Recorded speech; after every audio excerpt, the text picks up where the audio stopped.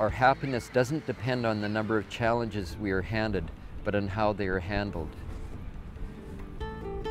I was told I'd be out of my mind to go after my dreams. Now that I've gotten out of my mind by following my heart, I'm living my dreams. So my mind was kind of holding me back because all those voices I was saying about, now that when people say, Brock, you're out of your mind, I go, thank you, I want to get out of my mind. I started in West Vancouver. I was brought up there as a little boy, and I was very much out of touch with my heart. I was doing a lot of drinking, a lot of drugs, and very disconnected from my heart. And at that time I was feeling very, very depressed and suicidal. And the interesting thing was nobody really knew that.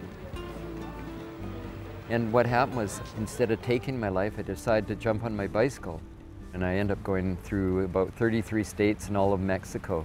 And it was a journey back to my heart. Yeah, and out of that came my books, my reflection books. I started writing and little books from my heart. I got a letter from a woman years ago, and her favorite grandmother passed on. And her grandmother's last request was to be buried with one of my books. To think that somebody was so touched and it meant so much to them. So that's why I love just to speak at places, hoping I can touch other hearts and like I needed my heart touched. And somebody said, well, why don't you eat meat? What about chicken? Chickens. And I said, well, I don't eat chickens because they go brock, brock, brock, brock, brock. I started the World Kindness Concert, and it was more to prevent and find the solution to the ongoing bullying and violence in the workplace and at home.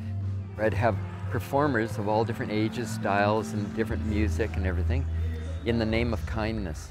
And so what I want to do is really focus on the prevention and not on the bullying, but on what we can do about it. Wow, Kindness Rocks is an amazing show that we put on in schools, where we come in, totally transform the gymnasium of a high school. We've got a young band that's really, really great. All the songs have a real powerful meaning. In between each song, the band talks about how they've been bullied or were bullies. And it's just a magical show with smoke coming off the stage, and students are yelling out, "Kindness rocks, kindness rocks."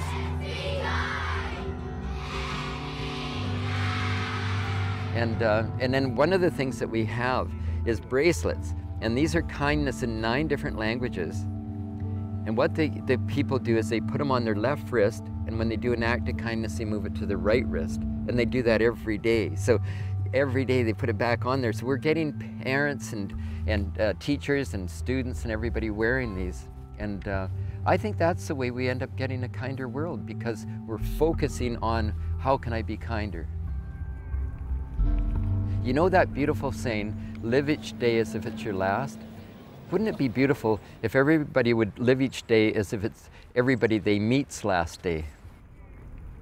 Gosh, if I was to speak to myself now, back to when I was a young boy, I would just say, Brock, hang in there, there is hope. You know, that things can change.